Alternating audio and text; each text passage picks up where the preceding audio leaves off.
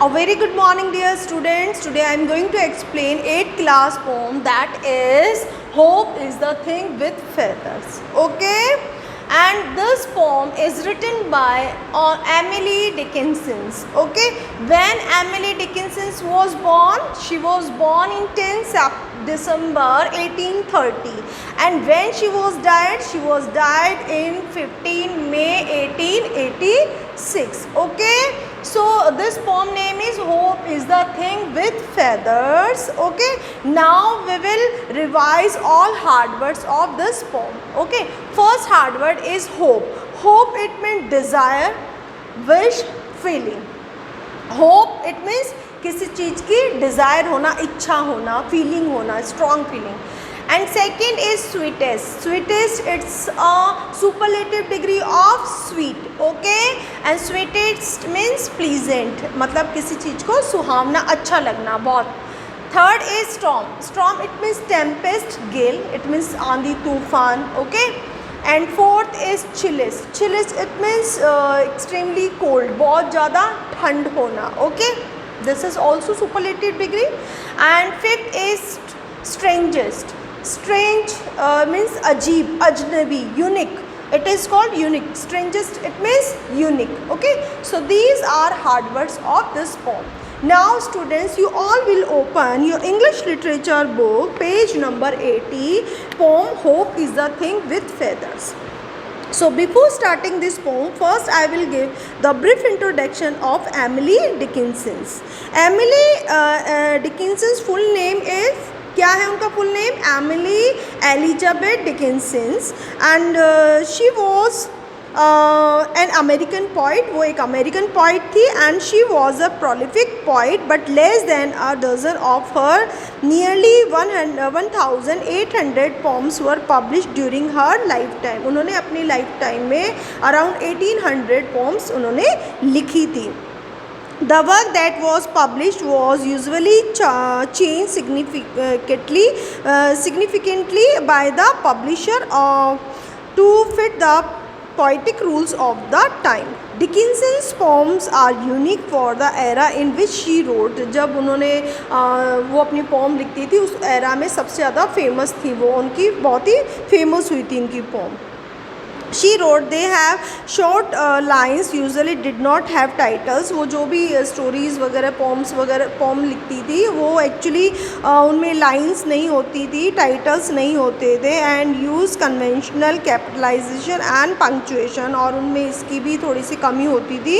And many of her poems deal with themes of death and immortality. Actually कुछ poem उनकी famous नहीं हो पाई थी because of lack of immortality and theme.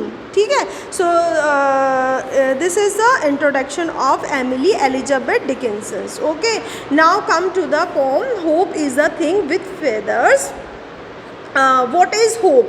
Hope, it means a strong feeling. It is not a thing, it's a feather. ये एक कोई चीज़ नहीं है, ये एक strong desire है, strong feeling है. Okay, so ये जो poem है Hope is the Thing with Feather, it's a kind of praise. ये क्या है? एक kind of praise, थोड़ी सी इसमें प्रशंसा की गई है. And written to honor the human capacity for home and using extended metaphor. What is the metaphor? Metaphor, it means a figure of speech, and it is used for comparison. इसका जो use है वो हम comparison करने के लिए करते हैं. दो कोई भी ऑब्जेक्ट हो या कोई भी एक्शन हो, उसका कंपैरिजन करने के लिए हम मेटाफोर का यूज़ करते हैं. Okay. And the poem portrays hope is a bird that lives with the human soul. And यहाँ पर इस पोम में होप को किससे कंपेयर किया गया है? एक बर्ड से कंपेयर किया गया है जो आपकी सोल में है. ठीक है. So now I will read this pome. Hope is the thing with feathers that perches in the soul and sings the tune without the words and never stop at all, and sweetest in the gale is heard, and sore must be the storm that could abash the little bird that kept so many warm. I have heard it in the chillest land and on the strangest strangest see yet never in extremity it asks a crumb of me. Okay, now I will read stanza by and I will explain it. Hope is the thing with feathers. Hope is not a thing, it's a strong feeling and here poetess is telling that hope कोई चीज़ नहीं है, hope क्या है, एक feathers है. Okay, और वो ये भी बोलती है कि होप कोई चीज़ नहीं है, वो तो एक फेदर्स है जो आपके साथ है, that perches in the soul. और ये जो होप है ये आपकी सोल के अंदर है, आपकी रूह में है, आपके हृदय में है. ठीक है, और पोइटस ये भी बताती है and sings that tune without the words and never stop at all. और पोइटस ये कहती है कि ये जो होप होती है, जो इसका सॉन्ग होता है और इसकी ट्यून होती है, इसमें कोई वर्ड्स नहीं होते हैं. और पोइटस ये भी बता रही है इसमें कि and never stop at all. और ये जो होप है आपकी कभी भी ख़त्म नहीं होती, लाइफ टाइम तक आपकी होप रहती है.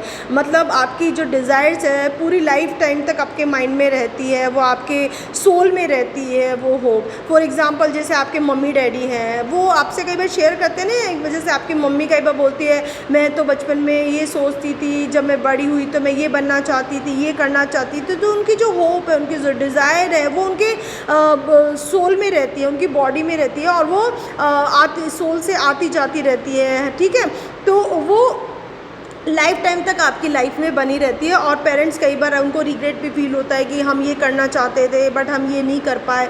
तो यहाँ पर पोइटिस वही बताना चाह रही है. And sweetest in the gale is heard and sore must be the storm that could abash the little bird they kept so many warm.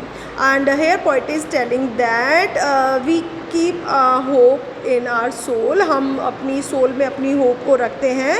और पोइटस ये भी कहना चाह रही है कि आपकी जो होप है हो सकता है कि वो आपको अच्छी लगे और आपको वो थोड़ी सी खुशी दे, बट कोई ज़रूरी नहीं है कि आपकी होप जो है किसी दूसरे को खुशी दे. हो सकता है कि दूसरे को उससे कोई परेशानी हो, कोई उदास हो, कोई परेशान हो जाए. तो पोइटस यही कहती है gale it means, what is the meaning of gale? It means a storm of sea at sea and sore it means harsh और टेरिबल. कि जो चीज़ आपको खुशी दे कोई ज़रूरी तो नहीं है वो दूसरों को खुशी दे. हो सकता है दूसरे के लिए वो टेरिबल हो, हार्श हो, लेकिन ये आपको डिसाइड करना है. एक जैसे बर्ड होता है ना, तो वो अपनी हर चीज़ को अपने आप डिसाइड करता है. तो यहाँ पॉइंट ये कह रहे हैं कि आपको खुद को डिसाइड करना है कि आपको लाइफ में कितना सफ़र करना है, आपको किस तरह से अपनी डिज़ायर को पूरा करना है. अब वो चाहे किसी को कैसी भी लगे, अच्छी लगे या बुरी लगे, लेकिन यदि आपने पूरा अपने आप को प्रिपेयर कर लिया है उस चीज़ के लिए, so no one can stop you. कोई भी आपको रोक नहीं सकता है. एंड वो जो होप होती है वो आपको एक तरीके से वार्म, यहाँ पर वार्म मीनिंग आपको खुशी देने वाली होती है. और स्टॉर्म इट मीन्स यहाँ पर बताए गए परेशानियाँ, हर्डल्स, मतलब जो कोई भी आंधी तूफ़ान या कोई भी परेशानी हो आपकी लाइफ में, लेकिन यदि अपने आप को आपने प्रिपेयर कर लिया है and you are ready to survive, और आप उस चीज़ के लिए रेडी हो, सो आप उस चीज़ को, डिज़ायर्स को पूरा कर सकते हो. Now third stanza. I have heard in it in the chillest land and on the strangest sea, yet never in extremity it asks a crumb of me. What is the meaning of extremity? It means extremely difficult time. जो point है वो यहाँ पर ये कह रही हैं, मैंने सुना है कि जब हम अपने गोल पर पहुँचते हैं तो क्या होता है, हमें थोड़ा सा वहाँ पर पहुँचते ही सुकून मिलता है, खुशी मिलती है और हम बहुत ज़्यादा खुश हो जाते हैं. मतलब ऑब्वियसली जब आपका गोल पूरा हो जाएगा तो आपको बहुत खुशी मिलेगी, आप खुश हो जाएंगे. और आपकी जब सारी डिज़ायर पूरी हो जाती है तो आपको इतनी ज़्यादा खुशी होती है कि जैसे आपने लाइफ में सब कुछ मिल गया हो. आपको कोई एक ऐसा समुद्र, आपको ऐसी इतनी खुशियाँ मिल गई हो जिसके बारे में आप एक्सप्लेन भी नहीं कर सकते हो.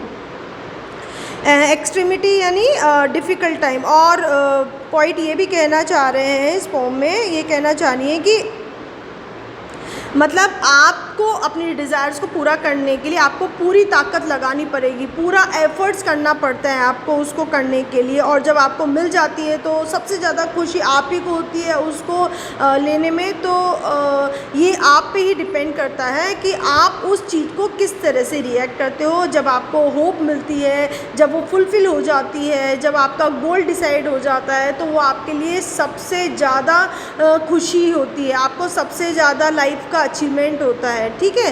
सो students, I hope I explained it very nicely and you have understood about this pome.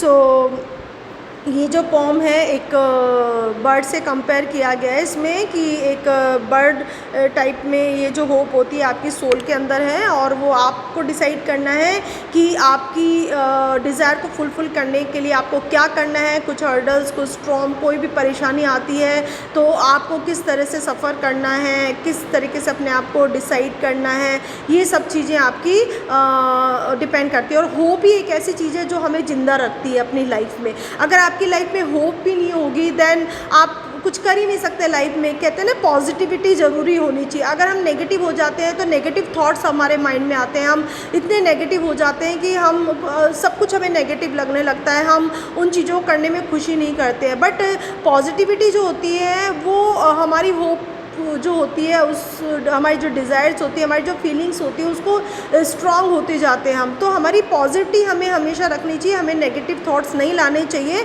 और हमें खुद में इतनी पावर लानी चाहिए, हमें खुद को इतना स्ट्रॉन्ग बनाना चाहिए कि हम उन डिज़ायर्स को फुलफ़िल कर सकें, चाहे हमारे सामने कितनी ही परेशानियाँ आएँ, कितनी हर्डल्स आएँ, कितने आंधी तूफान आए, लेकिन हमें खुद को उस चीज़ के लिए प्रिपेयर करना चाहिए।